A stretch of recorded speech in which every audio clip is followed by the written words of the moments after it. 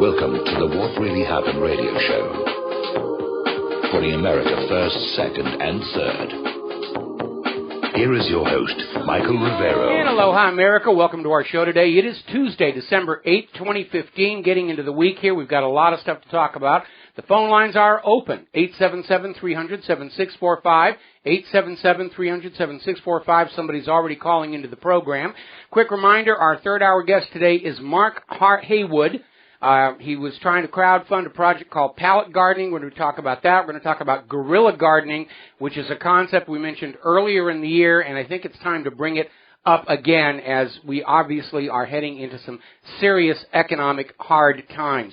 So we'll be talking about that. Today is the sad anniversary of the assassination of John Lennon, and more people are coming to understand that too was some kind of an operation. John Lennon had attracted a huge following to his message of peace, and he was a serious threat to a government that was even then trying to motivate the country to be in a war fever. And so we'll be talking about that. Well, actually, we're not going to talk about that. We have some stuff about that on WhatReallyHappened.com. We have more important things to talk about.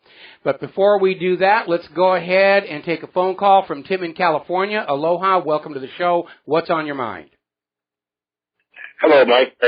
Merry Christmas. Merry Christmas. Melika Likimaka. All right.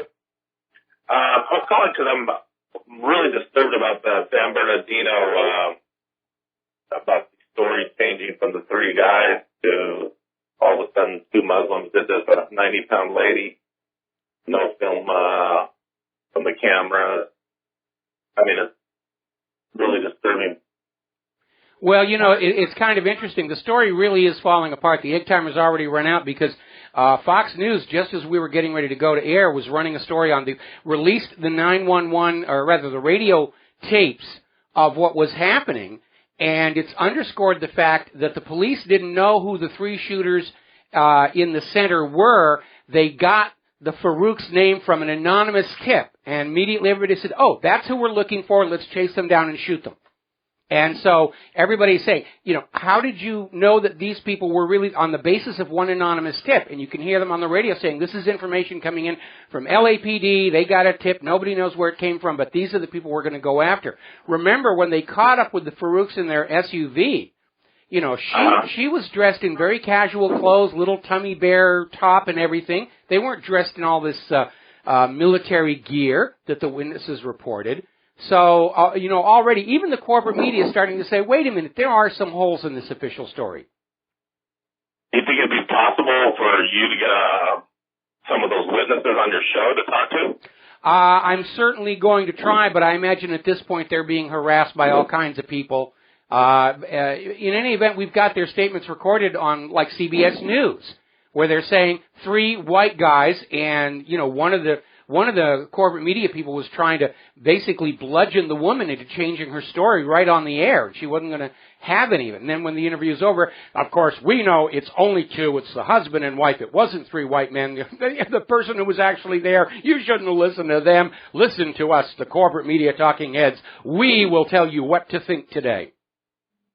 Yeah, it just seems like they were just set up by the FBI. Of course it was a setup. Of course they were set up. They're the designated patsies to push this agenda. Okay, yeah, I just wanted to get your opinion on that. Thank you, Michael. All right, well, I think my opinion is pretty much solid on that one. And unfortunately, I'm in agreement with that article we talked about yesterday. The government's just going to go on staging more false flags and killing more innocent people until we throw up our hands and say, sure, take the guns, whatever, which isn't going to happen. And they're going to keep on doing it until somebody makes a really bad mistake and everybody sees exactly what's been going on all along.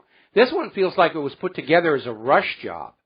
We'll be talking more about that a little bit later. But in the meantime, over in the Middle East, Turkey is refusing to withdraw their troops from Iraq. They are threatening to slap more sanctions on Russia if Russia, comes in to help Iraq against Turkey. Turkey is the tool by which the U.S. and NATO are going to get their war with Russia.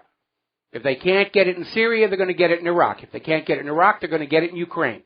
The writing is on the wall. the U.S. government and financial system are desperate for a major world war to duck the blame for the coming economic crash. It doesn't get plainer than that. All right, moving on here. Russia's playing by the rules. Russia has gone to the United Nations Security Council saying we have to talk about what Turkey has been doing in Syria and Iraq. And I'm sure most of the Security Council is going to agree. Turkey is provoking the situation. They're escalating the situation. But they won't do anything because we can count on the United States of America to exercise their veto. Because the U.S. clearly wants escalation. They need this war. Otherwise, when the economy implodes, which seems imminent, the American people are going to point the finger of blame where it rightly deserves to go. Wall Street corruption and Washington, D.C. complicity. Now, photos and videos are beginning to surface from this U.S. airstrike on the Syrian army position at Deir ez-Zor.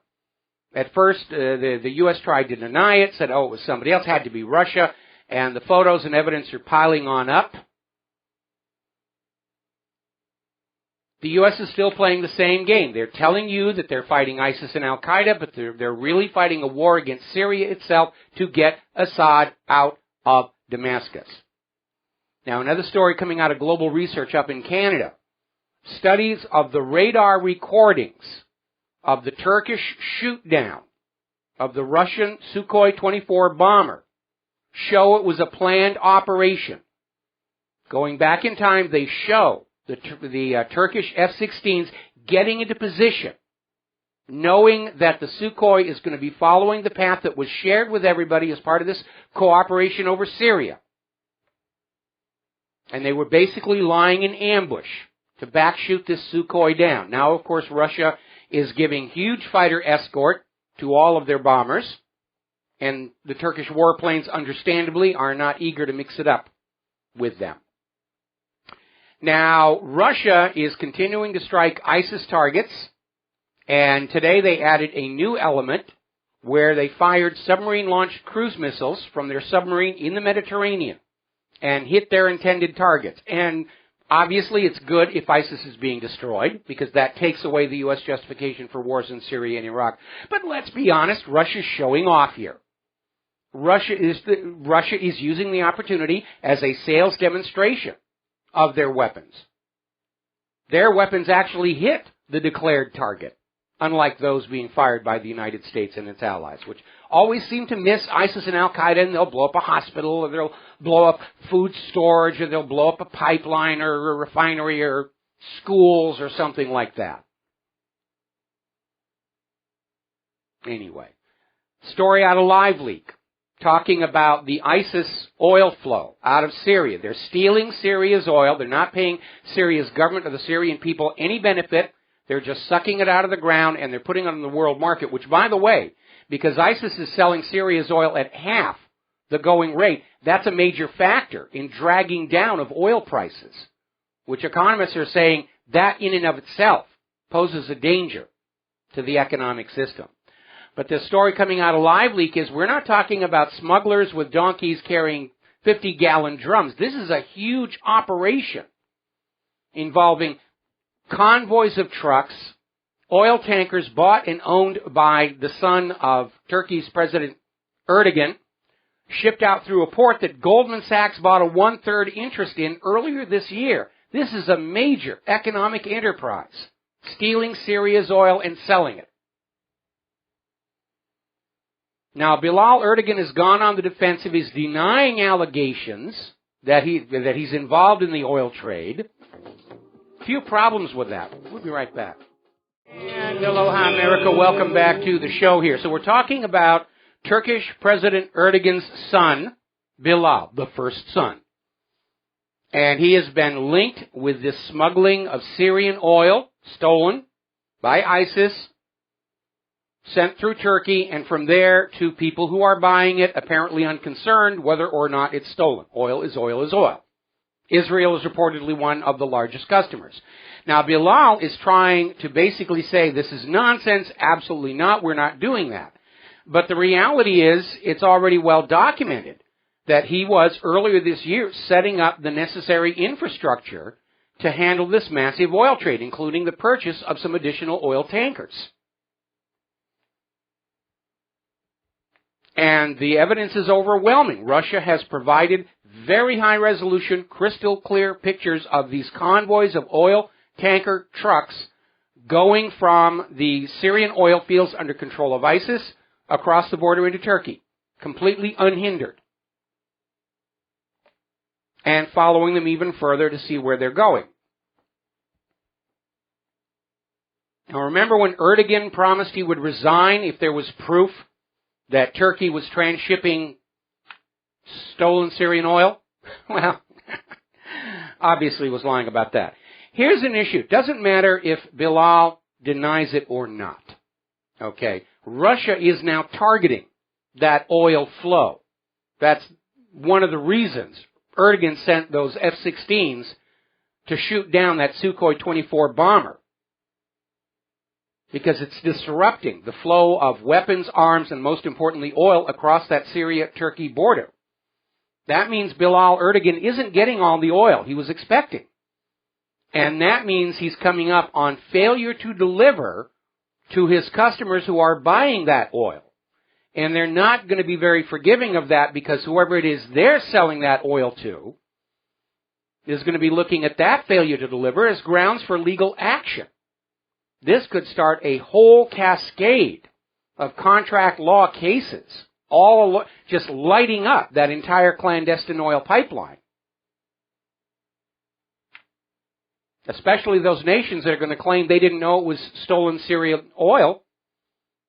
If it doesn't show up when it's supposed to show up, remember that that oil supply train is very tightly managed. There's no resiliency in it. Any kind of a disruption or missed shipment or missed pipe delivery is going to have serious repercussions.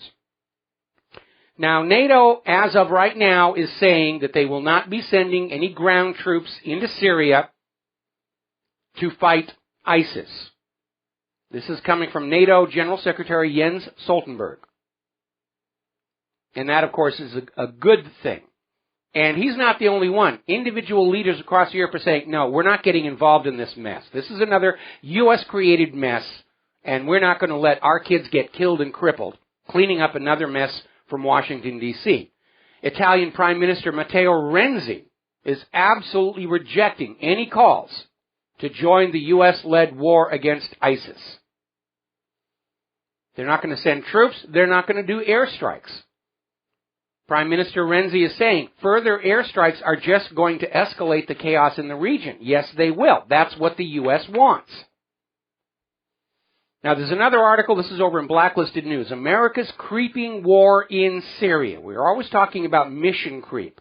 Oh, we're just sending in advisors. Well, the advisors were fired on, so now they're combat. We've got to send more to support them. And they basically try and drag the American people into a war bit by bit by bit in the hope that we won't notice. The old boiling the frog analogy.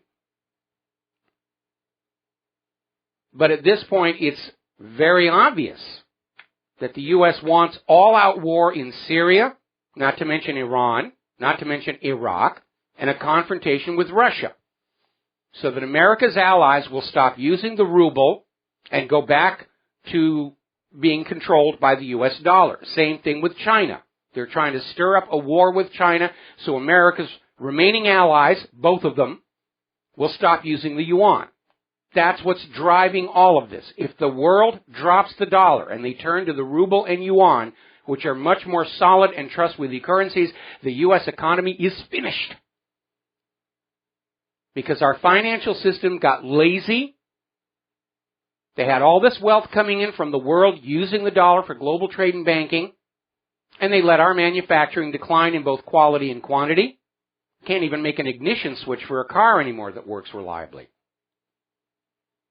There is nothing else to support the American economy if the world stops using the dollar for cross-border trade and banking, if the natural resources of the planet are being sold for currencies other than the dollar, it's all over. Now, over in Iraq, Iraq's forces have retaken a key Ramadi district. They're making gains going into that city. Remember, Iraq's military are saying that the U.S. forces in the region are getting in the way. They're interfering. They're trying to keep Iraq's forces from moving forward, which tells us whose side they're on. And it's no surprise that Iraq's government is saying they want the American forces out. They're turning to Russia. They know Russia will actually go after the terrorists. Everybody understands what's going on. ISIS and Al-Qaeda are creations by the United States to use as proxies to redraw the map of the Middle East and bring it under U.S. hegemonic domination. Everybody knows it. We all know it. It was almost an insult for Obama to be out there on his speech Sunday night trying to resell this idea that this is all about ISIS and Al-Qaeda. Really, we don't intend to bomb Syrian and Iraqi infrastructure. They're just getting in the way.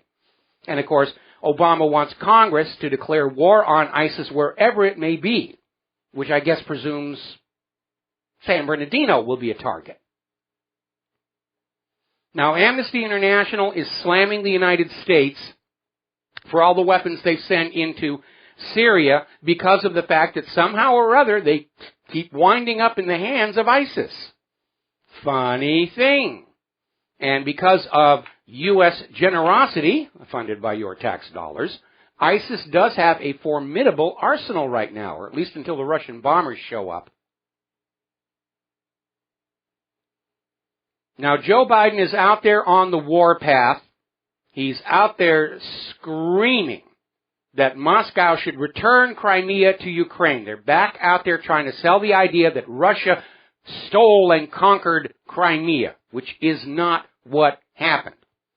When the U.S. overthrew Ukraine's elected government in early 2014, Crimea held a referendum to secede from Ukraine because it wasn't a government of their choosing anymore in Kiev, and then they had another referendum to merge with Russia. That's what actually happened. But Biden is out there saying, Russia stole Crimea away from us. They must give it back. Putin's having a hard time containing his laughter. We'll be right back.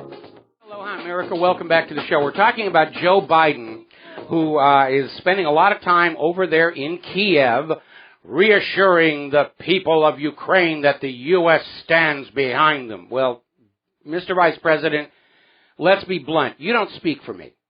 You don't get to go on out there and tell the people of Ukraine that I am standing behind them, because I'm not. And Biden made a statement to President Poroshenko.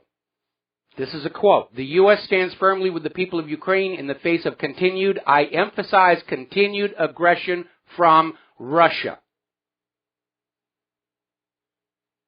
And Biden is back out there trying to push this idea that Russia stole Crimea from Ukraine. That's an absolute bald-faced lie. Because following the U.S.-sponsored overthrow of Ukraine's elected government, Crimea declared their independence on March 17, 2014, and formally applied to become part of Russia following another referendum. 96.8% of the Crimean people voted for the secession from Ukraine. The referendum to join Russia, 83.1% of the people voted in favor of it. Biden is out there trying to rewrite history, and he's still living in a dream world where if the vice president says it, it must be true. And very clearly, Mr. Biden has no respect whatsoever for democracy. Because the people of Crimea, of their own free will, said, we don't want to be part of a U.S. puppet-ruled Ukraine. We're better off with Russia. And they have been.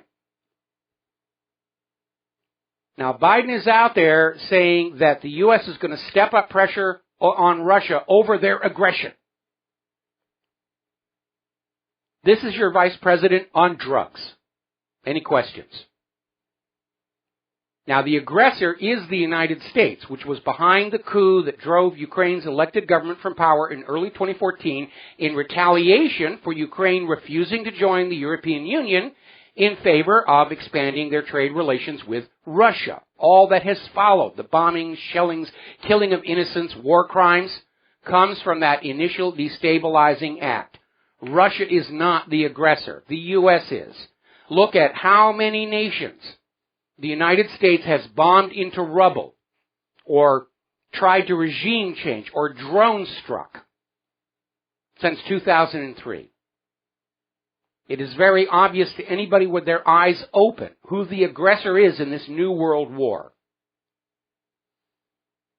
Article out of srbin.info basically lays it out. The U.S. is now threatening Russia.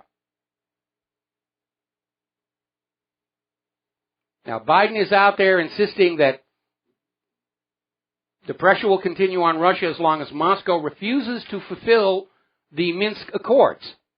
It isn't Moscow that's breaking the Minsk Accords. Kiev has broken the Minsk Agreement and the ceasefire hundreds of times. And every single piece of evidence used to try and support the claim that Russia is actually in Ukraine has been exposed as fake. The U.S. wants to start a war with Russia, but they need to make it look like it's somehow Russia's fault. Now, Paul Craig Roberts is out there with an article. And he's asking the question all of us have to be asking right now. War is on the horizon. And is it too late to stop it? And he's not talking about more little regional wars. He's talking about all-out global war, a World War III. Now, if you go back and study the run-up to big mistake number 2, you will see a lot of parallels. Pearl Harbor was the moment where everybody said, oh yes, this is a new world war. But prior to that, there were all these little conflicts that were being stirred up all over the globe. Japan going into Manchuria. The war in Europe. We're in the same situation right now. The U.S. government is conducting military operations in something like 150 other countries around the world. 3/4 of the planet. 3/4 of the nations on this planet have U.S. forces conducting military operations inside. Now, I would like to think that it is not too late to stop this rush to war, especially given that in all probability it will go nuclear. On the day when the U.S. government realizes they cannot prevail against Russia and China in a conventional war, they'll start turning those little brass keys in the silos. Because they've got their bunkers all built. They've been building them for 10 years, longer than that, 20 years. They're new underground facilities where they'll ride it out if somebody makes a mistake.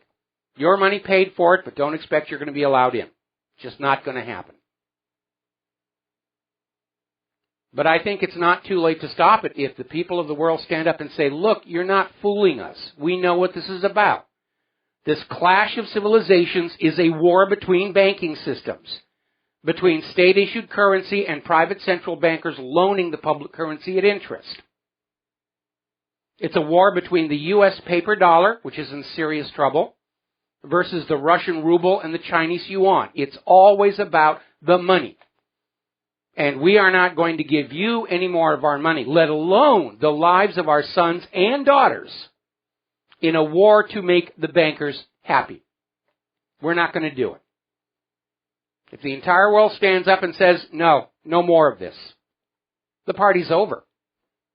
We need to have the courage to stand up to our politicians and the warmongers and say, you're lying, you're full of it, I'm not listening to you anymore. I know a lot of other people are of the different opinion. There's no way to avoid this war. I've spent the last almost 22 years now on my website and since 2007 on the radio trying to head off this rush to war, knowing it's likely to go nuclear. And more importantly, the U.S. is going to lose this one. But it doesn't matter to the money junkies who are behind all these wars. They love war. War is their richest harvest of perpetual debt. And they don't care which side wins or loses, because they make money off both sides. They loan money to both sides to fight the war. Then when it's over, they loan more money to both sides to rebuild from the war. And when it's all over, ordinary people like you and I, we've got pretty much what we had before it all started, except our graveyards are a lot bigger. We're all a lot sadder. And we're back into debt to the private bankers for another 100 years. That's the scam. Remember, before the creation of the Federal Reserve, there was no such thing as a world war. And now we're going into big mistake number 3. All right, apparently the Greek government has seized a tanker that was smuggling weapons into the Islamist-controlled area of Libya. Huge seizure. 5,000 shotguns, and they haven't finished counting everything. 500,000 rounds of ammunition. No accompanying documentation, thought to have originated in Turkey. Now, over in Israel, a tortured Palestinian prisoner was found in an Israeli jail, had 28 cigarette burns on his hands, chest, and back. Now, some of you are probably familiar with the website Desert Peace. And we link to them all the time. And one of their illustrators over there is Carlos Latouf, who's a cartoonist, and he draws politically important cartoons. And apparently word has come down that Desert Peace is now blocked in Turkey. Erdogan is bringing down the Silicon Curtain. You will only be able to look at websites that Erdogan wants you to look at. I'm going to presume that WhatReallyHappened.com is also being blocked in Turkey at this point. Now, speaking of censorship, and this is also from Desert Peace, censorship is becoming a weapon against Palestine. Israel is going all over the world. They're going to Google, they're going to YouTube, saying you must block videos made in Palestine because they're inciting dislike of Israel. They're only reporting the truth. We'll be right back. And aloha, America. Welcome back to the show here. And a very alert listener just sent me an email reminding me, and I'm going to remind you, that shortly after the U.S.-backed coup d'etat toppled Ukraine's legitimate government, Joe Biden's son got a top job at a Ukraine energy company, which may be a big reason why Biden is over there in Kiev so much screaming that Americans support Ukraine against Russian aggression. And, you know, Joe's welcome to his own opinion under the First Amendment. But I reject the idea that he, in any way, shape, or form, represents my opinions on the subject. We're going to take a phone call here. We're going to talk to Eduardo in Oregon. I hope that's correct. What's on your mind? Hey, Michael, this is Eduardo Rance. Is what I did some videos, Michael. Okay, excuse me. We've got a really bad phone connection. Can you talk a little closer to the microphone? Are you on a cordless handset? Yeah, is that better? It's a little better. You know, I'm the one that's in Roseburg, Oregon, been sending you stuff about the shooting here some time back. Yes. I actually shifted gears. And I'm now looking at this BLM and some outfit called Western Rivers Conservancy trying to do land water grabs. I sent you 2 videos that explain it in detail with interviews from the local politicians, the commissioners that I did personally, that actually they know that it's a corrupt deal, but they all 3 voted it in. Then we also have a 500,000 acre land grab fronted out by an outfit called Oregon Wild, which is a phony tree hugger outfit bent on killing any kind of land use whatsoever. And they're trying to add it to the wilderness zone via UN Agenda 21 kind of stuff, and attach it to the Crater Lake National Forest. I hope that you'll take a time to check out these videos, and I'll shut up and let you talk. Well, no, I did see it come in. It's in my inbox. I haven't had a chance to look at it. I get hundreds of emails every single day. So, but I will look at that, and probably after the radio show today, I will put them up, because we're hearing all these abuses from the Bureau of Land Management and the federal government as a whole. They're grabbing more of our public lands. Those lands do not belong to the U.S. government. They belong to we the people.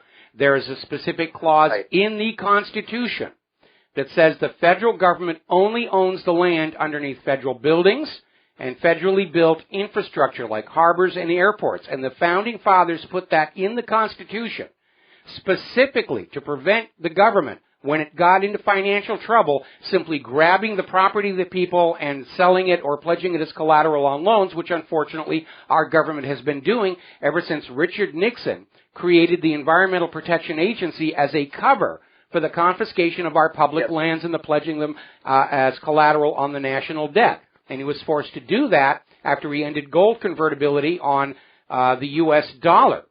And ever since then, you know, the government is trying to find some way to work through all these problems without admitting they were making hideous mistakes all the way along. And the first one they made following Bretton Woods was to overprint the dollar, to loot the rest of the world of manufactured goods and produce for the cost of ink and paper. And then when France called them on it and said, we've got a big stack of ink and paper, we're going to turn it in for the gold at $35 an ounce, and the U.S. didn't have anywhere near that kind of gold. And that's why Nixon ended gold convertibility as a temporary emergency measure, which means it was permanent. Then they went to the petrodollar deal to keep up international demand for the U.S. dollar, and now the petrodollar deal is falling apart. And so now the U.S. is going to literally threaten the world with nuclear annihilation if they stop using the U.S. dollar for global trade and banking and resource trade. Yeah. Am I still on? Yes, you're still on. Hello? Hello? Oh, hey. Yeah, you're absolutely right. You're absolutely right, Michael. Thank you for that. And what is that? Article 1, Section 8, Clause 17. Isn't that the correct... the Enclave Clause is what it's called, the Enclave Clause. But, you know, we have to deal with the reality that we have a federal government which absolutely has abandoned the original contract with America. They are not complying with the Constitution. They're not complying with the Bill of Rights. And I want to ask a question to all of our military and all of our police out there. Are they comfortable enforcing the will of a government that has broken faith with the American people, that refuses to obey the Constitution and the Bill of Rights?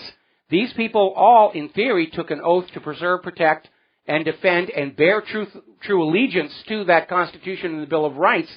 How can they in good conscience support a central federal government that has violated that vow?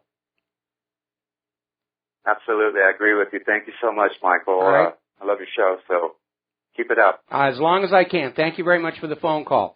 Now then, over at UCLA, as you know, more and more college campuses are starting to realize what's really been going on in Israel and Palestine, despite the onslaught, the tsunami of propaganda being thrown at them by movies, TV shows, and the corporate media.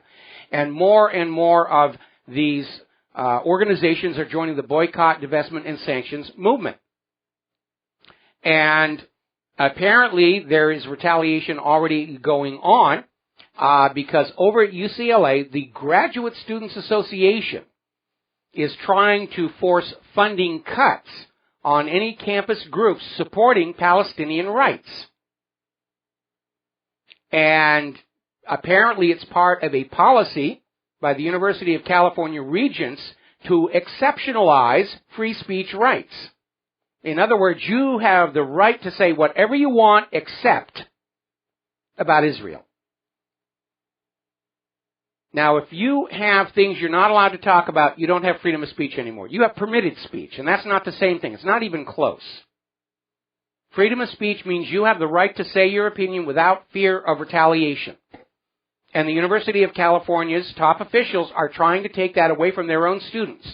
If you talk about Israel and Palestine, you will be punished. There will be retaliation.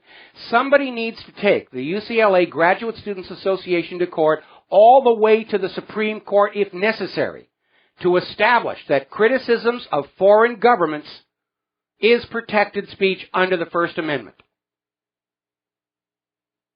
We've had enough of this nonsense that our freedom of speech is conditional as long as we're not upsetting almighty Israel. Very interesting article coming out of Press TV, basically saying that for all intents and purposes, Tel Aviv has replaced Washington, D.C. as capital of the United States of America. And it certainly looks like it. Now, Abby Martin is out with a new mini documentary. She's done a fabulous job. I have tremendous admiration for that lady. And she did a video on the School of the Americas, or as it's titled in the link, and it's on the front page of WhatReallyHappened.com, and you need to look at this. the U.S. school that trains dictators and death squads.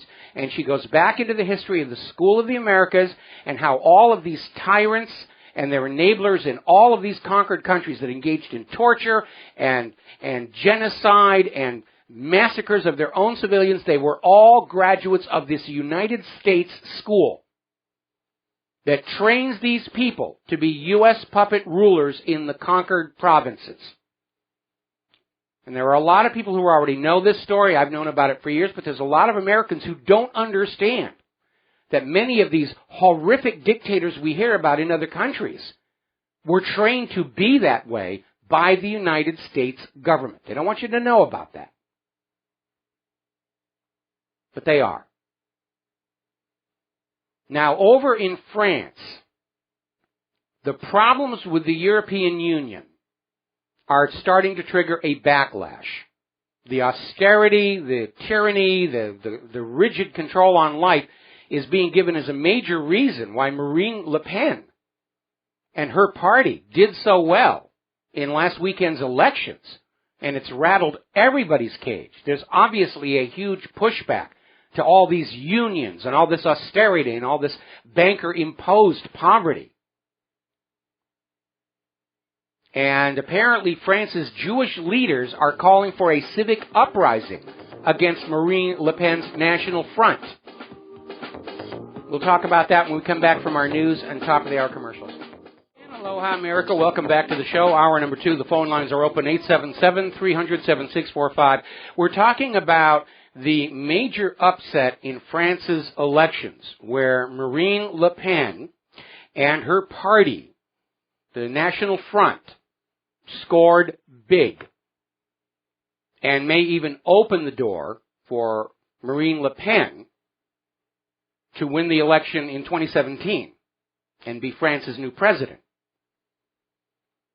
And observers are saying the reason her party scored so well is the people of Europe are sick and tired of the European Union.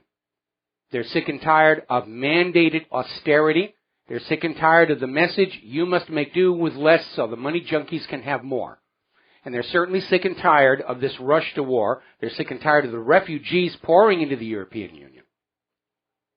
And there's a huge backlash. Now, following the victory of the National Front Party, France's Jewish leaders are calling for a civic uprising against Marine Le Pen and the National Front. Now, this is clearly incitement to violence by these people. But France's Chief Rabbi Chaim Corsia is saying you have to destroy the National Front to breathe life into democracy. That's his quote. And apparently the rabbi's definition of democracy is Charlie Hebdo is a bastion of free speech, but anyone critical of Israel, even comedians, have to go to jail. That's their idea of democracy. Certainly not my idea of democracy. All right, we're going to grab ourselves a phone call here. Keith in Montana. Aloha. Welcome to the show. What's on your mind? Hey, Mike. Good to hear you in there today. Hey, I just got that GCN top of the hour news there where they bashing Trump again. I mean, I don't vote. My dog Milo isn't running for office. But anyway, they said that Trump's statements on this, on the anti-Muslim stuff was unconstitutional. And this is direct from the White House. And I was thinking, geez, we have an elected president that took his oath of office not once, not twice, but 3 times, who is systematically destroying that same Constitution. Oh, yeah, they'll always go back to Constitution if they can use it as a political argument. But here, see, Trump has walked into a wonderful opportunity because this constant blaming of Muslims to justify wars on Syria and Iraq has become a serious crimp into the refugee flow, where they're trying to blur the populations of the earth together into one formless lump of workers with no clear idea who they are. And so they're attacking Trump for what many people see as common sense. If, in fact, these terrorists are infiltrating countries disguised as refugees, let's shut off the flow of refugees. And by the way, it doesn't matter what the White House and the corporate media say about Trump. The polls are showing the majority of Americans agree with him. that, it's time to close our borders and take care of our nation first. And, of course, that attitude is anathema to the New World Order globalists who want the borders to just go away. Yeah, my only thing about the refugees, and I mean, if your country was being bombed for 20-some years like that, you'd understand what was going on there. But they should be called war refugees, just war refugees. Well, the label really doesn't matter. I mean, and unfortunately it's turned out because of videos we're getting out of Europe, a lot of them aren't even war refugees to begin with. They've been lured to Europe with these promises coming from these Soros-funded NGOs that if they can get to Europe, they'll have a job and a house and a car and a big screen TV and free cable for a year and all this other stuff. And very clearly the agenda behind the illegal immigrant crisis in the United States and the refugee crisis in Europe, and soon to be the United States, they're trying to blur all of the populations of the earth so they can drop the borders and say we're one big happy planet of worker drones supporting the greatest tyranny in the history of the human race. That's it. That's basically it. All right. Yeah. Thank you. All right, we're going to let you go here. Thank you for the phone call. Yeah, we have these two competing agendas. Get the American people all riled up to go to war against the evil Muslims in Iraq and Syria. At the same time, we're supposed to love all the Muslims who are pouring into this country. And don't get me wrong, I have tremendous sympathy for all of the people living in all of the countries the United States has been making war on since 2003. Tremendous sympathy. But we can't be the solution to the problem. The solution to the problem is to stop making war on their countries. And all these people talking about the refugee crisis and what we should do, not one of them has the courage to stand up and say, let's stop these military actions that are making these refugees in the first place. So they're attacking Trump because Trump is giving voice to a growing feeling in the United States. We're very sorry about what happened to these people. But our country doesn't have the economic strength to absorb millions of new people. We don't have the infrastructure to support it. And every nation has a right to control their borders. Unfortunately, our government has clearly sold out to the globalist agenda. Oh, just bring everybody on here, convicted criminals, contagious diseases, potential terrorists. We don't care. The goal is to blur you all together so you don't remember who you are. To destroy regional identity, national identity, historical identity. That's why they're on the rampage against symbols of the Confederacy, symbols of the American Revolution. They want to erase all of that. You are just a citizen of planet Earth. And you are here to work. And you will make do with very little because the wealth of your work product is going to go to the palaces of the imperial rulers of the planet.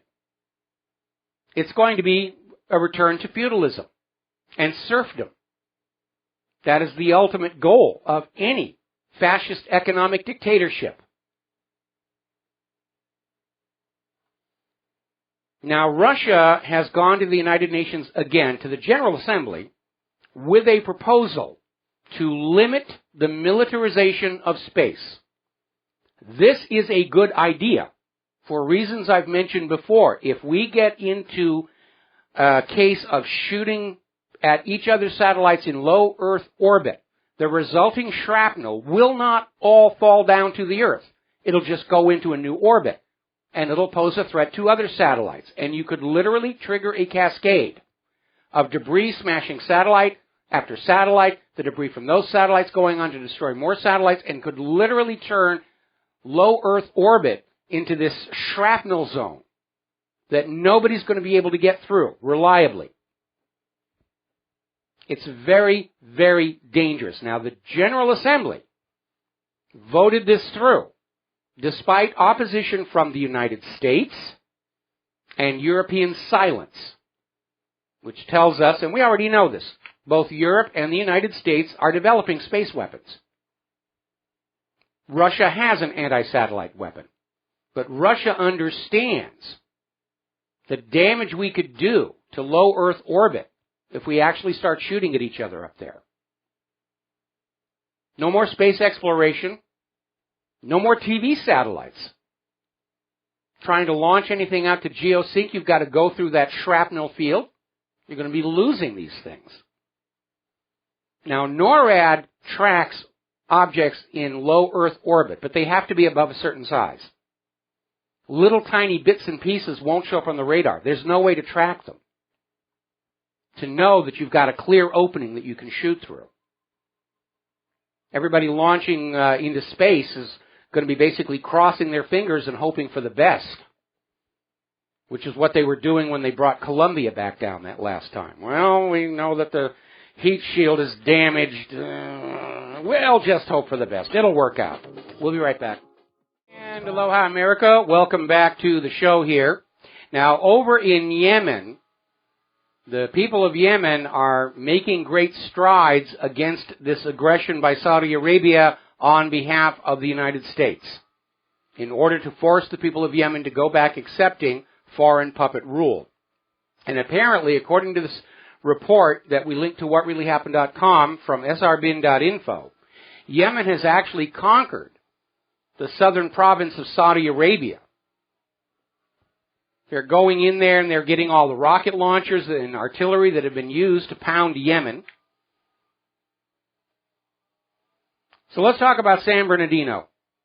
As I mentioned earlier in the show, the police radio tape has been released and underscores the fact that the Farouks were named to the police through an anonymous tip. That was the only information the police had before they chased them down in the black SUV and gunned them down.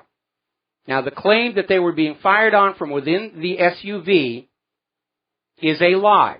And we know that because photos of the SUV show all the windows rolled up but shot through from outside. Anybody who understands firearms knows that if you're actually going to shoot from inside a car, you have to roll the window down for two reasons. One, in that confined space with the windows up, the blast from the gun will seriously disorient you, if not deafen you. Two, you don't want to be firing a bullet through the glass because it'll throw the bullet off trajectory and there'll be all the glass shrapnel coming back into the car. So that's an absolute lie. Now, the issue they're putting out today to try and imply that the Farouks are guilty has to do with a $28,500 deposit to Saeed Farouk's account 2 weeks ago. And they're out there saying, see, that looks suspicious. That looks very suspicious. Maybe, but we don't actually know what's going on, where the money came from, or for what purpose. The deposit came from webbank.com on or about November 18th. Now that amount, $28,500, that's kind of an odd amount. It looks to me like this is a payment or a return on investment of some kind. If this was money to support terror, it'd be a nice round number. $20,000, $30,000. $28,500? That sounds like a very specific amount for a very specific cost or payment. But they're out there saying, he got this money. Now, there's an article on WhatReallyHappened.com, linked from Anna Farn Blogspot. San Bernardino shootings, false flag, inside job conspiracy, and it's a very comprehensive list of all of the problems with the official story. Okay? Now, the media has been quoting Saeed Farouk's father. All kinds of comments that make it sound like Saeed Farouk is guilty. And they quote this guy constantly. It's his father. You should believe when the father says this is a bad guy that he was radicalized. Saeed Farouk's father is an alcoholic and mentally ill. He's in a mental home right now. And he's the media's go-to guy to get quotes to smear his son.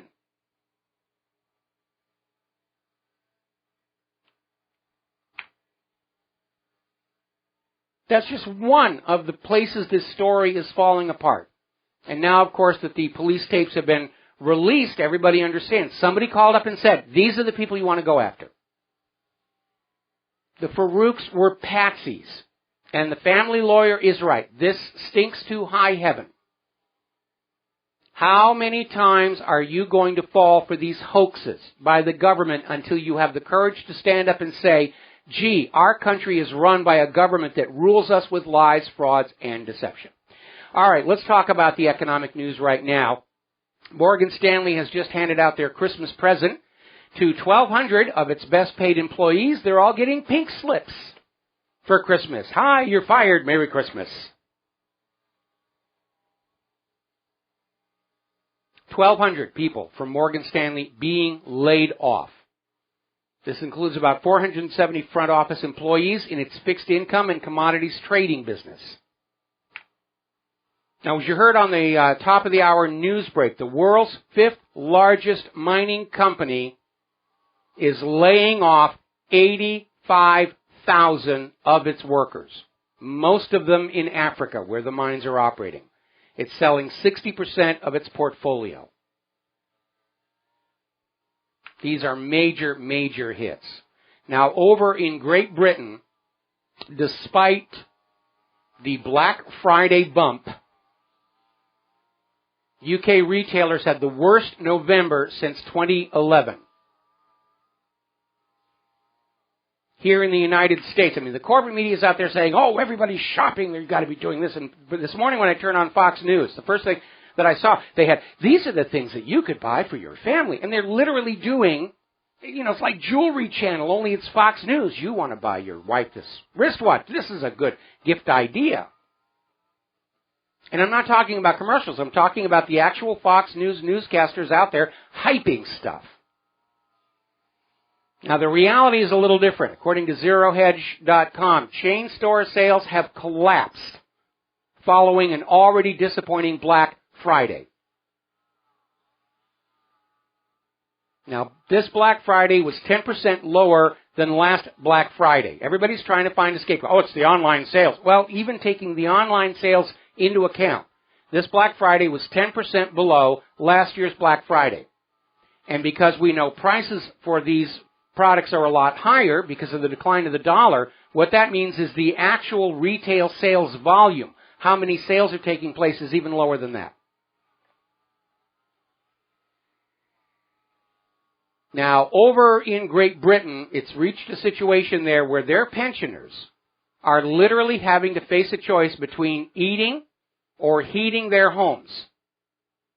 And this underscores what I was saying before. All these new scams to take more money from us, higher insurance policies, carbon taxes, whatever, they're not going to work. There is a finite fixed amount of wealth out here in the country. And if we're forced to pay a carbon tax, it means that we will forego something else that we need, like health care or clothes or a newer car, which means the net revenue gain is non-existent. We just have corporations and the government fighting over what little is out here. And it's not going to save this government or these corporations from the huge debts they have run up, because by design, under private central banking, the debt is always greater than the available money supply until the debt crashes the system, and that is where we are right now. So we're going to take another break for commercials, and we'll be back after these few words. Aloha, America. Welcome back to the show. We're talking about the economy, and we are getting word now that the United States Mint has halted all production of the Gold Eagle, gold investment coin.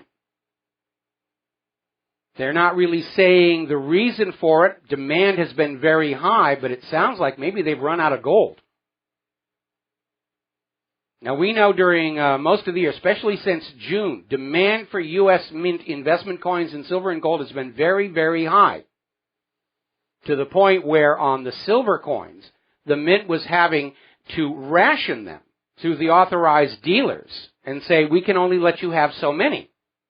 And everybody wants these, and the dealers are charging premiums for these coins over and above the melt value, the investment value, and they're getting it.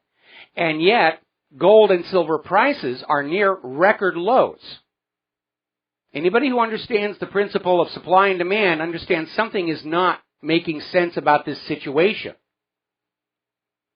Supply of gold and silver is down, demand is high. The price should be right through the roof, but it isn't.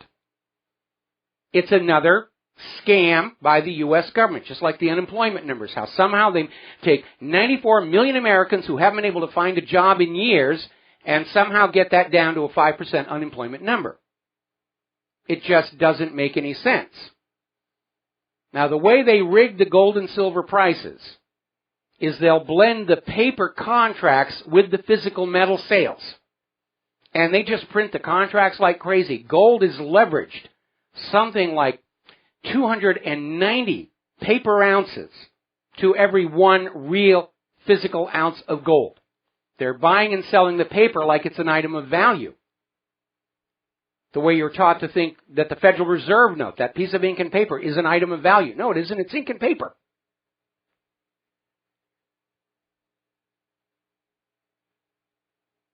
So that's a red warning sign. And remember, when we did that episode on History Channel's America's Book of Secrets, the gold conspiracy, we were pointing out that all of these Wall Street and French and British financial interests were running these gold depositories where other countries and other banks would deposit their gold bullion for safekeeping to have it available to settle accounts, because at the end of the trading day, accounts between countries are still settled with gold. Not with paper notes, not with virtual money in the computers. And the indications are that these institutions, the New York Federal Reserve, J.P. Morgan, Bank of France, Bank of England, were taking the gold entrusted to them for safekeeping, and they were playing games with it. They were leasing it out the back door. Now they can't get it back. That's why when Germany asked for their gold bullion back, they got that big stall, with the New York Fed saying it's going to take us, 8 or 12 years to get your gold back. Bank of France saying, it'll be 5 or 6 years. And then France promptly invaded Mali in Africa, which just happens to be Africa's third largest gold producer.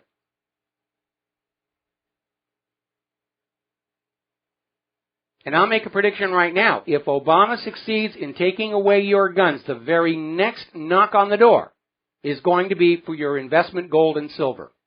They may even go as far as Greece has gone. Turn in your jewelry, your gemstones, anything you've got.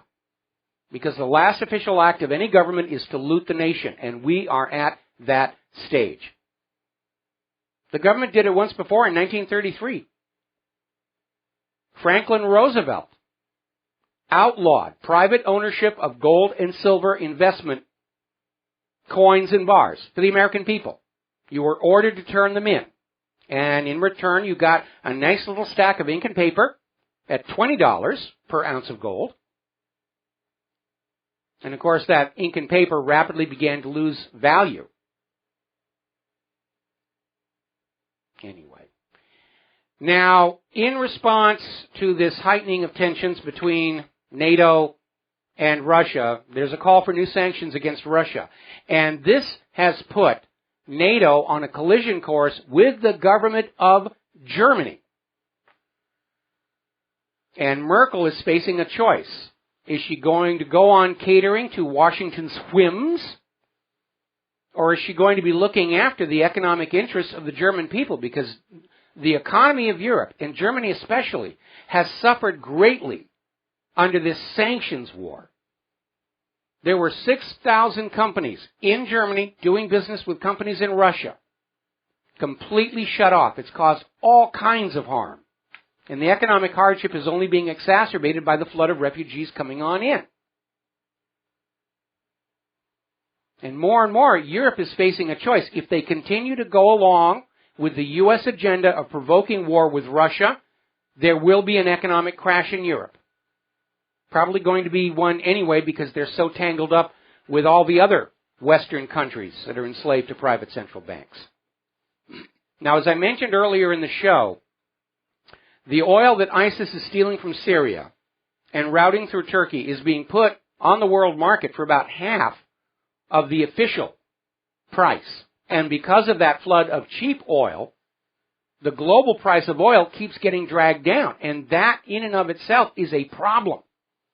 And it's illustrated by this article that's over in Blacklisted News. Guess what happened the last time the price of oil plunged below $38 a barrel? And they're talking about how an oil price drop will put oil companies, gas stations, refineries, storage, pipeline, everything into the red.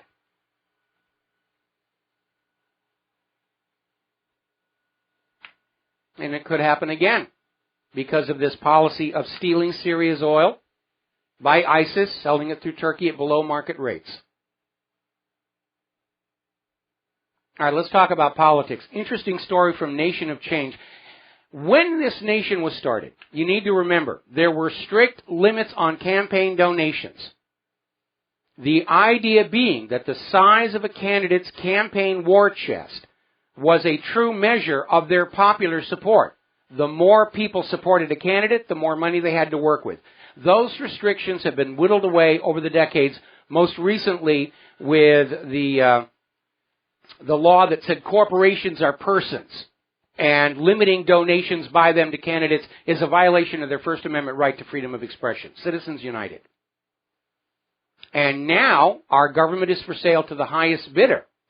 And according to the New York Times, half of all the money contributed so far to the presidential candidates, $176 million, has come from just 158 American families, along with the companies they own or control. 158 people are calling the shots for the rest of the 300 million Americans. That's not democracy.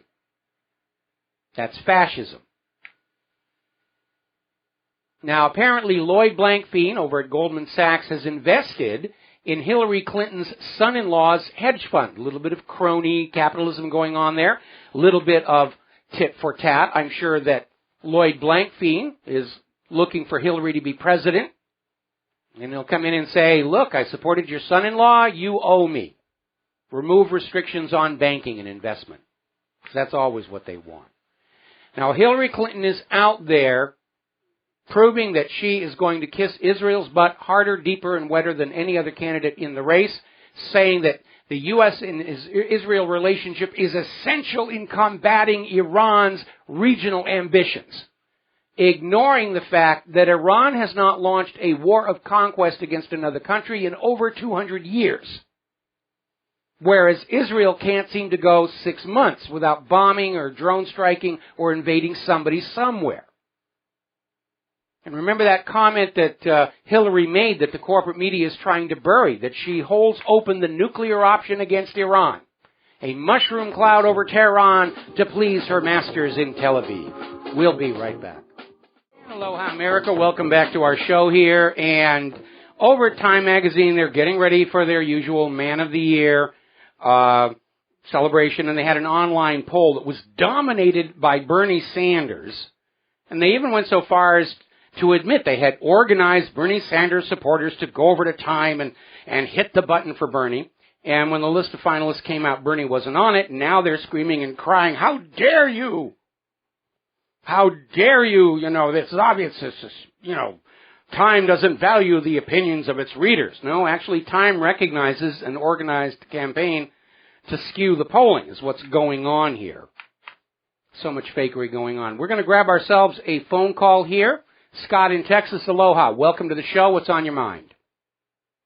Greetings from Garland, Texas. I was just wanting to kind of give one little shameless plug right quick. I just encourage everybody to go to the U.S. Freedom Army and join, because all us patriots need to start sticking together. It's U.S. Freedom Army. Y'all check it out. But my topic I was going to talk about is, it seems like it's becoming apparent that we just need to dismantle all the corporations. I mean, because now we have our states and our cities, they're all corporations. They're using that in the police force to, incarcerate and under all these bunch of laws that are just bogus because there's no harm, no crime against anybody and all this sort. But the corporations and the globalists are just taking over, and everybody's seeing it globally now. I mean, the sleeping giant has awakened globally. It's just people going to have to start calling out for just taking them out. What do you think? Well, the corporation is a recent legal fiction, and even Abraham Lincoln warned about this, because prior to the invention of the legal fiction of a corporation, businesses were always attached to a human owner or owners who were subject to the law. If they broke the law, they could go to jail.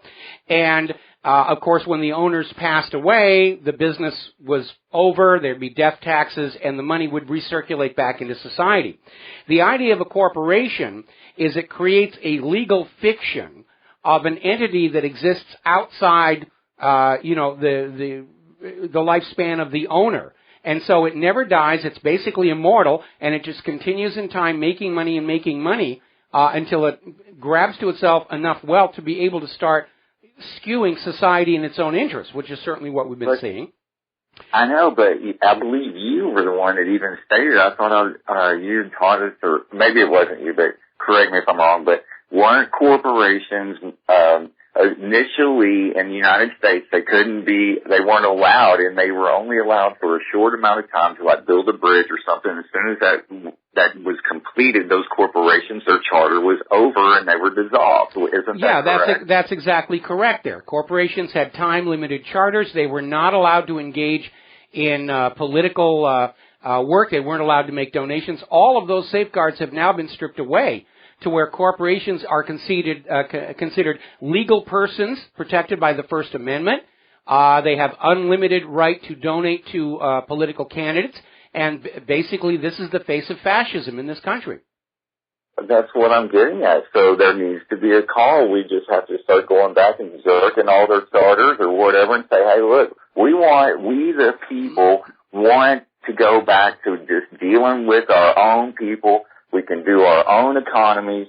We can have actual, true, economic growth. I mean, I'm having a loss of words because I'm trying to cram too much in. But, instead of crony capitalism, we could have true capitalism and just get back to we the people dealing with our own problems. We want the government. We create the government. We want the government that we want. We don't want police force beating us down and giving us tickets for tail lights. We have to stand up and demand this now before it gets out of hand. Wait, Scott, it's already out of hand. It's already out of hand. We have a central federal government that is completely ignoring the Constitution and the Bill of Rights, and they're on the verge of a major economic collapse or a war they're going to lose. What we all need to be doing right now is organizing the American people to decide for ourselves what the next country or the next government in this land is going to be, because this one is clearly heading for self-destruction the way the former Soviet Union did. And we're going to have to take care of each other through about 3-4 months of really, really hard times, and we're going to have to say, we will choose the government that will be in this land. Because there's going to be no end of carpetbaggers coming along saying, I got a whole new system for you. We're going to restart the central bank. We're going to bring everything back. Just sign your name on the dotted line and everything will be well. And we're going to have to take those carpetbaggers, give them a good thick coat of tar and feathers and run them out of town on a rail and say, we're going to go back to the system that worked for the nation and its people. The Constitution is a very good foundation. There are some things that we need to change in light of modern times, and go back to that Bill of Rights, where the power is, given to the people and the local communities, and government and corporations are under strict limitations so that they do not commandeer and hijack the nation for their own greed and power, which is exactly what's happened here. But you need to remember, Thomas Jefferson predicted that his daring experiment in a new revolutionary government was only going to last 100 years before the inevitable corrupting influences of money and politics made it necessary to replace it. Now, the United States, ignoring the Civil War and the changes that brought, the United States has lasted a lot longer than Jefferson thought it would. But as he said, every once in a while, it does have to come down and be replaced. And our best course of action is to sit back, have some popcorn and a soft drink, and watch the show while this government and financial system finishes tearing itself apart. And hope and pray that we don't have a nuclear world war as part of the finale. Well, I'm just, everybody's just got to be proactive and start banding together and start making a collective voice heard, because we have to demand what we want out of our government. And that's what, the founding fathers said. We have to make this government adhere to what we, the people, want. That's exactly right. And our government is afraid we're getting ready to do that. That's why they're out there with all this gun grabber stuff. But the good news is, every time the gun grabbers start screaming about grabbing the guns, gun sales go through the roof. Agreed. Okay? All right. Well, I'll let you get after it. All right. Thanks an awful lot for the phone call. Now, I want to reiterate one more time. The very worst thing that anybody could do is start any kind of a violent uprising, because that is what the U.S. federal government wants. They know how to deal with that. They're very good at killing people, even our own people. Look at Kent State as one example. The U.S. government would welcome some kind of a violent uprising because it would justify declaring a national emergency and throwing what's left of the Constitution and the Bill of Rights in the Al-Qaeda. Our government has been trying to stir up domestic trouble in order to declare a national emergency and destroy what's left of the old republic. That's why they're fanning up racial tension, race hatred all across the country. They would love race riots in multiple cities. They would love some kind of an armed march. So far, cooler heads have prevailed among the American people. We understand a setup when we see it, courtesy of the United States government, because we've seen so many of them before. So stay calm, have a pizza, watch the show. There is no question that this financial system and this government, this federal government, are on the verge of a collapse. They can't hold it together any longer. That's why they're so desperate to start a real world war, to have something to blame it on. Now, getting on back to politics, as you know, the political parties, both political parties and the corporate media, are desperate to get Donald Trump out of the race. Constant attacks. And they're willing to lie to do it. There's an article we linked to over at News with Views, where Donald Trump was doing a rally in North Carolina, and it was reported by both NBC and CBS that Trump had to leave the stage because of shouts coming from the Black Lives Matter people.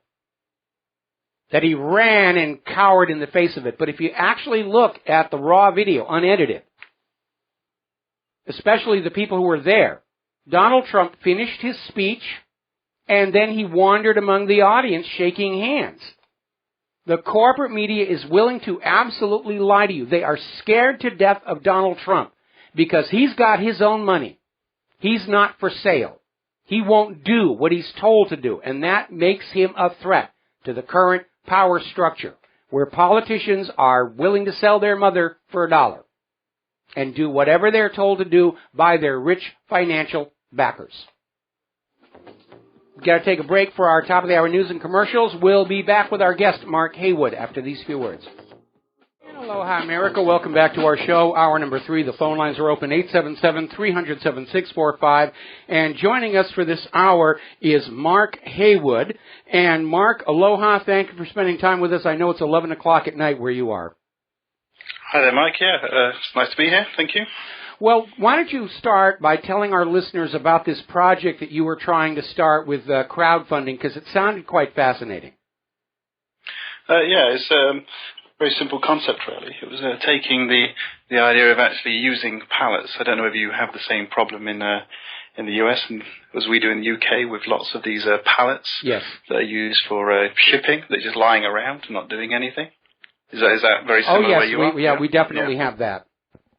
Yeah, so the idea was I've just recently got an allotment and thinking about gardening and how manageable a big garden can be. It's very difficult and time-consuming. And I was trying to think, how can we use our streets, really, and these pallets? And I just came up with this Kickstarter project, which is called Pallet Powered Gardens. And the idea is to actually put gardens, spread them around, really. That's simply it.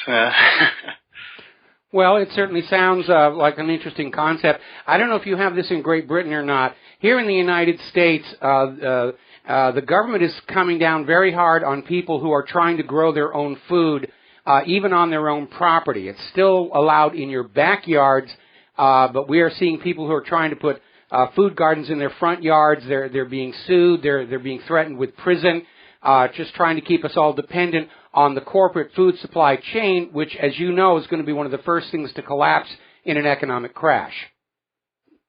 Definitely. We've not had that problem here, per se, but I can imagine over time it will happen. On my Kickstarter project, I've mentioned about the fact that the government may not like this particular solution. So what I've said about that is we just ignore them, really. Okay, so you're basically, if I understand you correctly, and please correct me if I'm wrong, you're basically using the pallet to support a tiny bit of ground on which some food is going to be grown, so that if necessary the garden is actually portable. Or am I correct on that? Not really portable. I see them as very static elements around the streets. The idea was to actually have glass or perspex fronts on them to actually turn them into mini greenhouses. The actual frame would be an A-frame, and then the idea is that you'd open it up and get into the actual access through the top and the sides. It's very conceptual at the moment, very much a dream, I would say. But the idea is that if the Kickstarter doesn't take off as well as it can do, I will obviously pursue it probably in a very local project to start off with, maybe down the street, and then see where it goes from there. Now, are you talking about these being a garden that people are going to have in their backyards, or you're talking about literally having them on the streets? I like the ideas of just going around.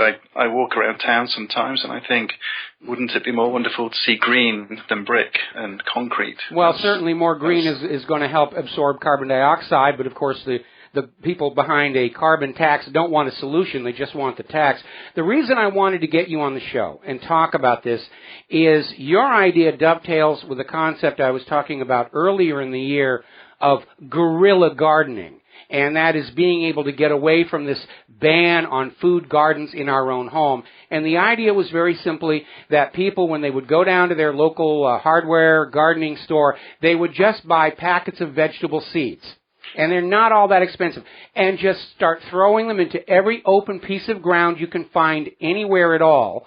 And just let them take root, let nature do what it does, and start springing up this food. It's going to be a food supply for the homeless and hungry, which is a big problem certainly here on the island of Oahu. We've got 7,000 homeless people on this island right now.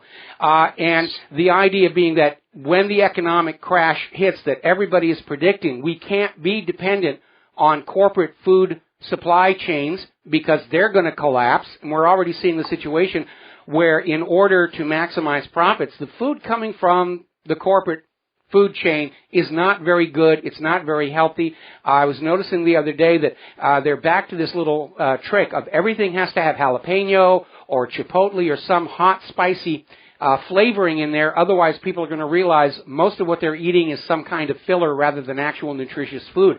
But the idea is that if we could sort of be like Johnny Appleseed and fling these seeds everywhere, nobody owns them. The government can't come down on anybody for doing this. It's not exactly littering to be throwing seeds. You know, we're talking, any open land anywhere that is not used for anything. Just start throwing seeds on there, and by the time the economic crash hits, there's going to be another food supply.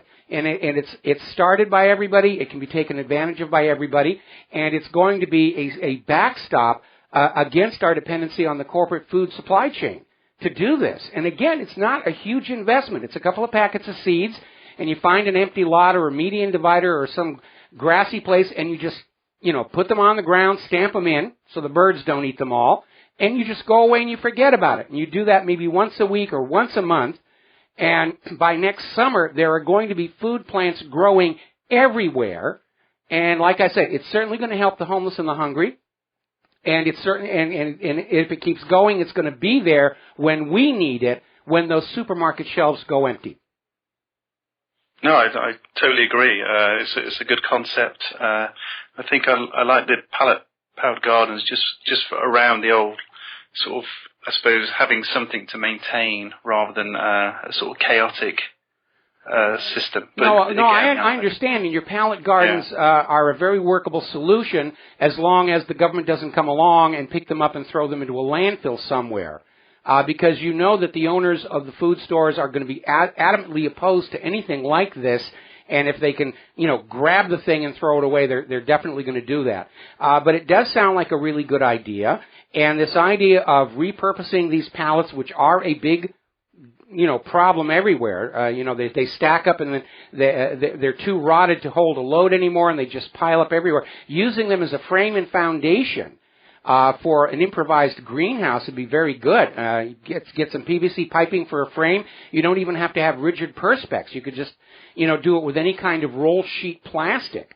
To keep the plants warm through the winter. Film or something. Yeah, it's a great idea. It's a great idea.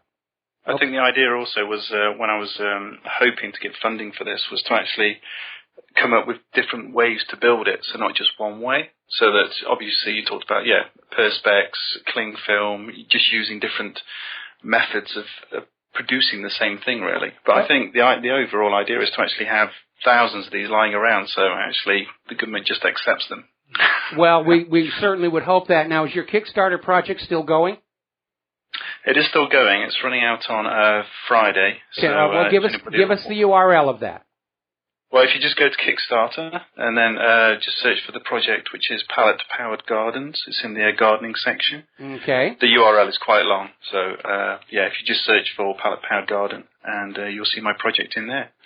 I would like to say also that this sort of leads on to ideas of actually, I think, such as the prison system in the UK can actually do with actually using gardens as a mechanism for actually prisoners being self-fulfilling and actually producing their own food. And so I think it's the whole concept of this, let's look after ourselves as well. Well, it would also be a great solution, for the refugee crisis and illegal immigrants, since they're being let into the country anyway. They should be taking advantage of this kind of a system. Yes, definitely, yes. So just food available for everybody, almost a Garden of Eden now. A Garden of Eden right in the middle of our urban squall. All right, well, listen, Mark, I know you're very tired, and we're going to let you go get some sleep here, but I'm going to put up a link to your Kickstarter project because it does sound like a good idea, and we have to start finding other ways of feeding ourselves and our fellow citizens for when that supply chain breaks down. We'll be back after these commercials. Aloha, America. Welcome back to our show here, and we're going to go ahead and grab some phone calls. Dustin in New Jersey, aloha. Welcome to the show. What's on your mind? Yeah, hi, Mike. Yeah, fruit and nut trees are also good, but those take some years to grow. Yeah, unfortunately, that is a problem. Any kind of food-producing tree takes years and years before you get a usable crop. It's just nuts are good in protein, though, Oh, they are, but again, dealing with a potential economic crash and collapse of the food supply chain, we need to put something in the ground that is going to be blooming by March, April, producing, tomatoes, cucumbers, carrots, whatever. Hey, Mike, what's your take on Donald Trump and that 25% from the Center for Strategic Studies? Do you know who runs that? It's Frank Gaffney Jr. I know you know that name. Yes, I know that name. I haven't really looked into that all that closely. I know today they're trying to run around the fact that they managed to find some poll in Iowa that puts Ted Cruz ahead of Donald Trump. They really want Trump out there. And I'd like to remind everybody that the Constitution says presidents have to be natural-born American citizens, meaning born in the United States of America, not born up in Canada of an American mother and a Cuban father. And I noticed that Cruz been having a lot of makeup on. Yeah, he is. He's I'm American, really. I'm absolutely American. I mean, the whole system is really corrupted, and they're just pounding on Trump. I'm getting all this email saying, "Oh, Trump is going to do this and Trump is going to do that." There is a huge orchestrated campaign coming, certainly from Hillary Clinton's campaign, because Hillary knows she can't beat Trump. If he's the GOP nominee, she goes into retirement. And the GOP are willing to lose the White House to Hillary to get rid of Trump. That's how scared they are of him. Well, what do you make of those commercials like on Fox News showing Rubio and, with the Cruz commercials? They're very to the point, warlike. Yeah, I was watching one from, Jeb Bush where he's out there saying, we need to get ISIS now. They're all pushing war. They're all pushing war because all of them understand that if they don't get a major world war going and the economy collapses, the American people are going to blame Wall Street and Washington, D.C. And this isn't the first time the U.S. government has done this. Every time they get into a self-created economic disaster, they get into a world war to distract from it, if not solve it. Well, I hope they watched the video of the sub-launched Caliber cruise missiles today, because that was a warning. Back off. That was a warning from Russia. Also a sales pitch, because Russia's selling that stuff to countries that used to buy their weapons from the United States of America. But the people who are pushing for this war, they don't care. Because at the top of this whole pyramid are the private central bankers who love war for the debt it creates, and they don't care who wins or loses. They'll be perfectly happy to see the United States lose this next war because we're still going to be in debt to them. That's the goal of this. There was a wonderful movie out some years ago called The International about this bank that was sort of modeled on BCCI that was engaging in gun trafficking. And they were trying to say, the bank can't make that much money on these guns here. And they're talking to this bank executive in France, and he says, it's not about the guns. It's about the debt the war produces. That's the payoff for the banks. And also, Russia moved one regiment, which is 2 missile units, 4 pods in each unit to the Arctic. Yeah, that's a token gesture because, as you know, the common sense attitude that nations bordering the Arctic draw their east and west limits up to the North Pole, and that's their territorial waters. That's now being challenged by the U.S., which wants to carve most of the Arctic for the United States, even though the only part of the United States bordering the Arctic is Alaska, and it's big, but it's not that big. So, there's going to be a war fought at the North Pole, which is going to inconvenience Santa Claus and all the elves. But if you're going to have a world war, I think most Europeans would agree, far better it's fought on the ice than in the front yards of the people of Europe. And, of course, all those poor polar bears are going to get killed in it, and Al Gore's going to cry tears and say, see, you should have paid your carbon tax. Wasn't there a movie on NBC a long time ago? It was called World War III. It was a miniseries, and it took place in Alaska and the Arctic, I believe. It didn't have a happy ending, obviously. Well, world wars never do. I mean, the reality is, we have been propagandized to think World War II was great, World War I was great. But I was born into the generation after World War II, and I saw what it really did to the surviving families. And nobody wins in a world war. The politicians on the winning side will wave the flag and, build statues and postage stamps, to their everlasting glory. But only the bankers win because they enslaved the world to the war debt for 100 years. For ordinary people on both sides, victor and vanquished, they suffer and they lose. There are no real winners in these wars other than the money junkies. I noticed the bankers, they already moved all the manufacturing to China, so they got nothing to lose, right? Well, they didn't move the manufacturing to China. China was a manufacturing powerhouse. They just ignored manufacturing in this country. We don't need to make that stuff. And that's another reason why the U.S. is probably going to lose this war. If we go to war with China, China's not going to sell us weapons with which to attack them. We don't have the manufacturing to sustain the rate of material into a war. I mean, war supplies vanish like rain through your fingertips. That's just the reality of war. And we already have the Air Force complaining that they're running out of bombs and missiles because of the campaigns against Iraq and Syria. And they're out there already saying, you, the American people, have to buy us more bombs and bullets, at $100,000 a pop. I think Raytheon needs to rework the GPS systems because they're all messed up. Well, that's the reason why Russia put up their own, because they're very much aware that anybody dependent on the American GPS system, it's going to stop working in the event of war. All right, thanks a lot, Mike. All right, thanks an awful lot. Boy, we got a lot of callers here. Bob in New Jersey, aloha, welcome to the show. What's on your mind? Aloha, Mike. Hey, have you ever heard of Download Valley? No. Okay, it's a cluster of software companies in Tel Aviv producing hacks, exploits, malware, spyware. Oh, well, that's why I haven't heard about it, because I'm not into that stuff. I'm defending against it all the time. And, many of the IPs that are constantly attacking my server are located in Israel. Yeah, I know. Does anything good ever come out of that rogue state?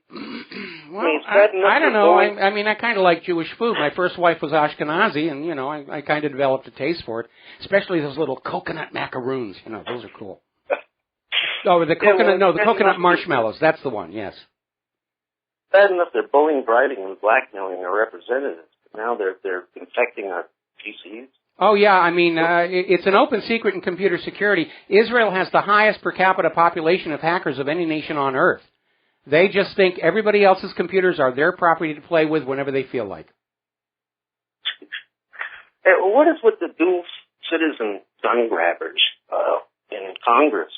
They want to disarm the American people, yet they want to arm Israelis with fully automatic assault rifles. Well, it's not just that. They're arming Mexican drug cartels. They're arming ISIS and Al-Qaeda.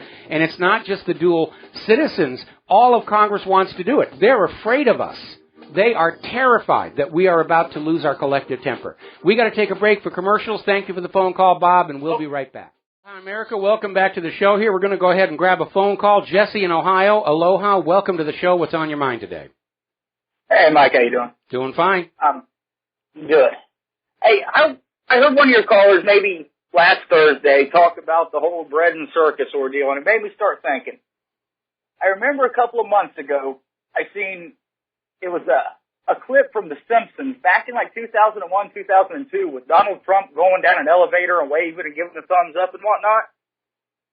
And it was maybe August that something similar happened in real life with Donald Trump.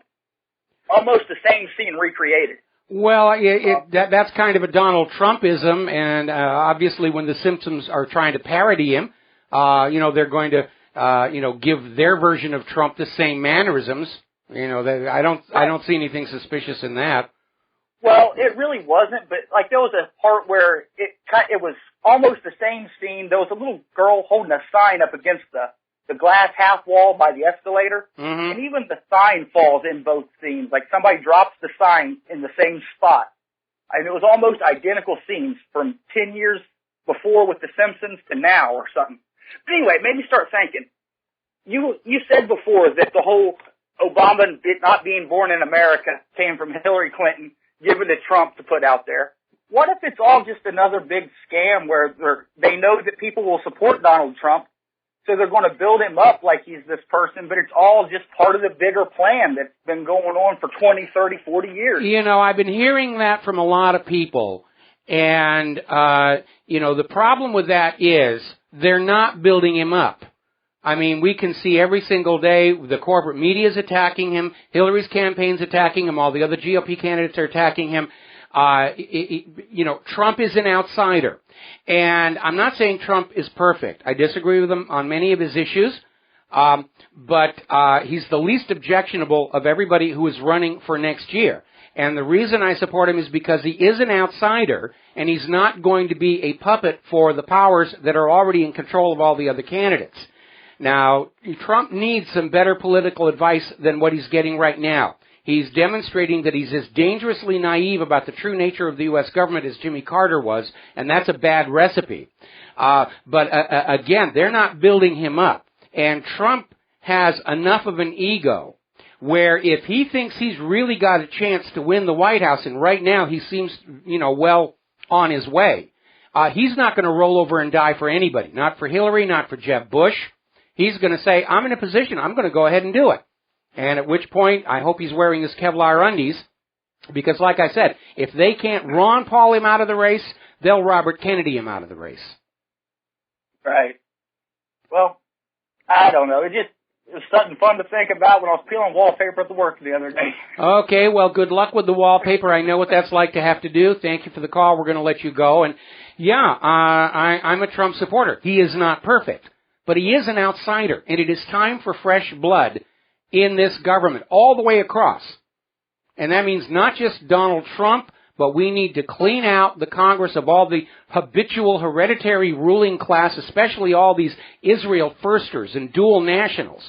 We need Americans in the American Congress. We need to bring the capital of the United States back from Tel Aviv to Washington, D.C.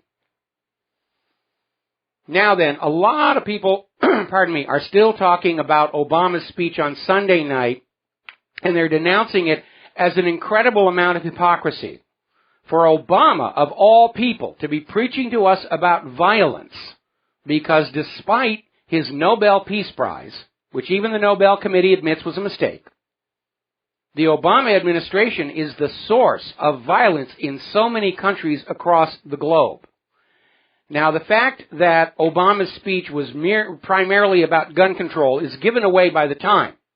Obama spent 27% of his speech scolding Americans because we like our guns. 8% was spent on the threat of ISIS. And he's out there talking about stricter gun laws. But today, we have politicians saying, yeah, gun control didn't work. California has some of the strictest gun control in the entire country. Didn't stop San Bernardino. That's for those of you believing the official story about San Bernardino. Gun bans only disarm the law-abiding innocent citizen. Not once in history has a gun ban so much as inconvenienced the criminals who will buy smuggled guns or they'll build their own. It's not that hard to do. If you're in a city where nobody's allowed any guns at all, even a black powder single-shot gun gives you the decisive advantage over everybody. Now, as you know, Obama wants to ban guns for anybody who's on the no-fly list. This is an absolute affront to the Second Amendment because you can get put on that no-fly list at a whim. There's no due process whatsoever. It's just, I think this person ought to be on the no-fly list. And you're there. And there's no mechanism for getting off. And even the most ardent supporters of the no-fly list admit the vast majority of people on it shouldn't be there. They're innocent of any wrongdoing. So Obama is out there saying he's going to go out to America and he's going to take away the Second Amendment rights from perfectly innocent Americans who are guilty of no wrongdoing whatsoever. Then he's going to give more guns to the Mexican drug cartels, ISIS and Al-Qaeda and Israel. Now, the New York Times is fully on board the gun grabber agenda. They're out there screaming that Americans with assault rifles should give them up for the good of their fellow citizens. Well, the reason they're focused on the assault rifles is because those are the weapons that are going to be used if the government does provoke the American people to an armed rebellion, which I'm against, but I think it may happen anyway. But the fact is, nobody uses assault rifles to commit crimes other than the staged false flag shootings. Somebody who robs a 7-Eleven doesn't walk in with an AK-47 or an AR-15. They come in with a cheap throwaway Saturday night special. The only reason they want the assault rifles is because they are effective combat weapons. That's why they want them. And again, the gun grabber propaganda is backfiring. Americans are stocking up on weapons after the California shooting. And they're being encouraged to by more and more Americans. Down in Texas, there's this police chief who came out with a statement saying, I am encouraging you strongly to arm yourselves. And he's out there saying, get a carry permit. Take a gun safety course. Learn how to use your weapon properly in safety because the police aren't going to be there to protect you. And he's absolutely right, and this is simple common sense. And I'm in agreement. I think everybody listening to this show ought to have a firearm for personal protection because the police aren't going to be there when the crime is actually happening. They'll show up much later after it's all over and they'll pose for the newspaper photographers with the dead bodies and act like they're relevant to the situation. Judge Janine is out there saying everyone should get guns and prepare to defend themselves in their homes, especially with the advent of an economic collapse. I'm totally in agreement. And hey, all of your Christmas shopping list problems just got solved. Head to that gun store. We actually posted a 1939 ad on the website today where Cold Arms came on out with a gun and a Christmas tree saying, hey, buy yourself something for Christmas. I grew up at a time where gun ownership was a common fact of life. It was expected. You got your first gun at 12 years old. And a gun safety course. And if you ever dared misuse that weapon, you'd get a trip to the woodshed, would keep you eating dinner standing up for a week. Gun safety was the second religion. We'll be right back. Aloha, America. Welcome back to the show here. And as an illustration of how reckless this whole terrorism no-fly list is, where people just get tossed on it for no reason whatsoever, right now, there are 72 Homeland Security employees who've wound up on that list. And under Obama's plan, will be prohibited from purchasing guns. And there's no mechanism to get off that list if you're wrongfully put on it. It's just outright imperial fiat. You're on the list.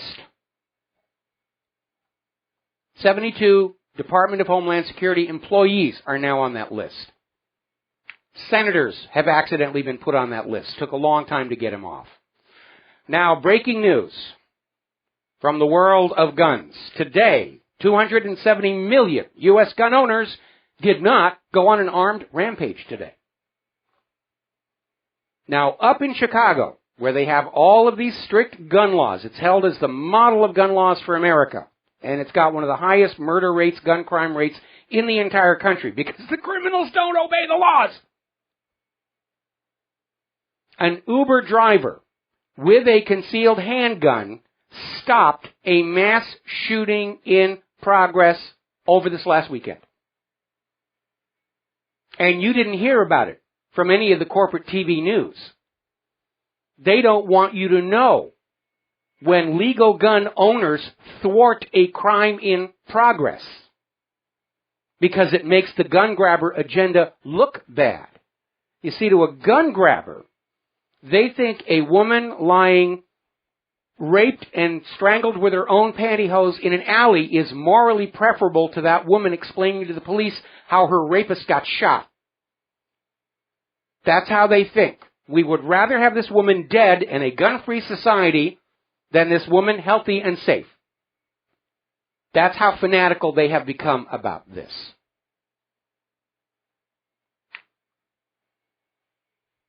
Definitely, you should have a gun in your home. For the same reason you have a fire extinguisher. Because bad things will happen. And the average wait time for a 911 call in the United States is running anywhere from 15 to 23 minutes depending upon where you live. There are some parts of the country now where you leave a voice message for 911 and they'll get back to you when they can.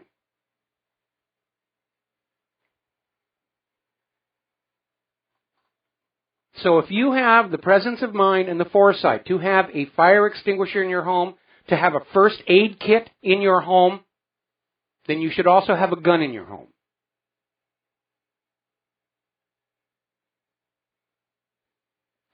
Now, I remember not too long ago, Joe Biden came out with one of the most ridiculous things anybody's ever said. And he came out and said, you don't need an AR-15 to protect your home. You should use a shotgun.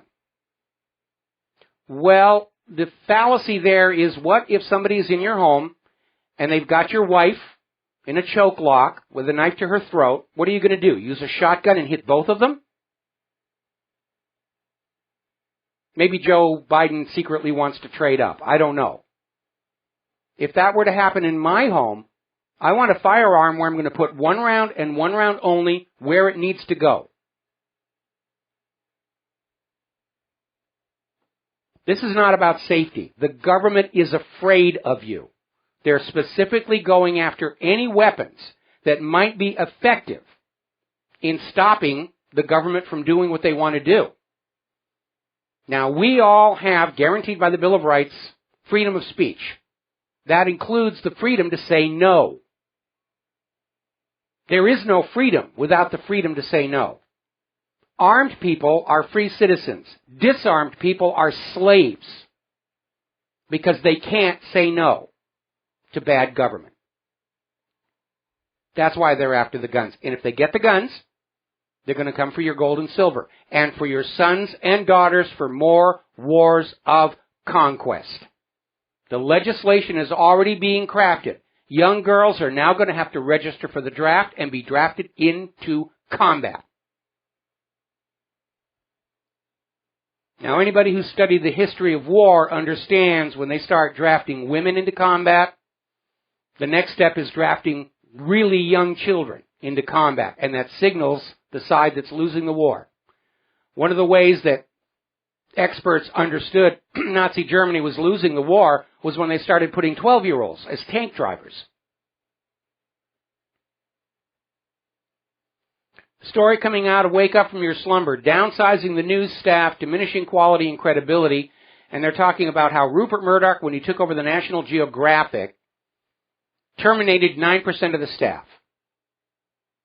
Philadelphia Inquirer and Daily News have fired 46 journalists, leaving only one copy editor at the Daily News. Well, it's not like he has to work. All he has to do is take the government talking points off the fax machine and set them in type. A month before, LA Times cut about 10% of its newsroom staff. Chicago Sun-Times fired all of its 28 photographers, including a Pulitzer Prize winner. The corporate news media is in trouble. Nobody's paying attention to them anymore. Because nobody likes a liar, and they're out there whining and crying. It's the internet. It's all those independent media people. Why are they stealing our readers and viewers? We're not stealing the readers and viewers. People inherently want to know they're being given the truth and facts and accuracy, and they're going to go where they're going to find it. And all the glitzy newsroom sets and all the talking news babes in the skimpy clothing aren't going to lure them back. I have no sympathy whatsoever for people working in corporate news media. They knew they were doing wrong, and it's caught up with them. They did it to themselves. They destroyed their own credibility with stories about Saddam's nuclear weapons and Assad's sarin gas and human-caused global warming.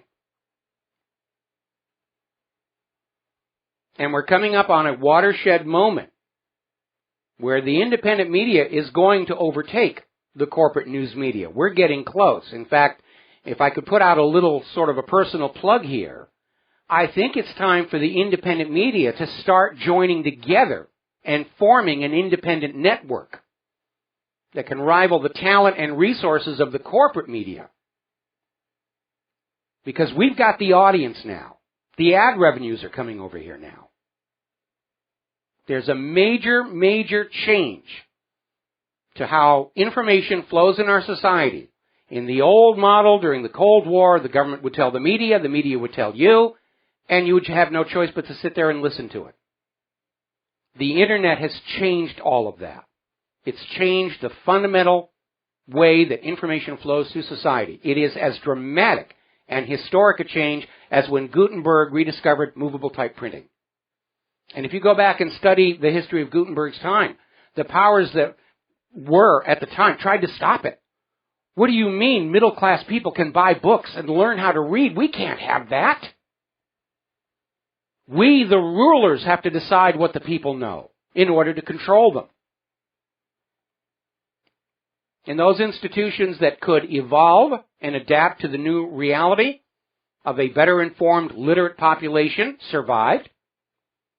And those entities that couldn't adapt went extinct. And the same thing is going to happen now.